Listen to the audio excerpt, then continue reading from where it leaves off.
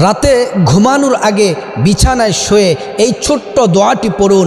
প্রিয় নবী মুহাম্মদ সাল্লাল্লাহু আলাইহি ওয়াসাল্লামের পবিত্র জবান মোবারকে বলছেন, আল্লাহর কোনো বান্দাবান্দি রাতে শুয়ে বিছানায় ঘুমানোর আগে এই দোয়াটি যদি পড়ে আল্লাহ তাআলা জীবনের সমস্ত গুনাহগুলো মাফ করে দিবেন।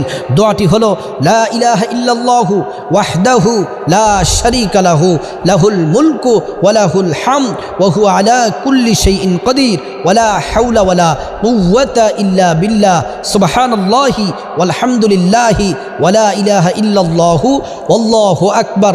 আল্লাহর রাসূল বলছেন, যদি রাতে ঘুমানোর আগে এই দোয়াটি পড়ে কোনো নর নারী এই দোয়াটি পরে যদি ঘুমায়, সমুদ্রের ফেনা পরিমাণ যদি গুনাহ থাকে আল্লাহ তাআলা গুনাহগুলা মাফ করে দিবেন।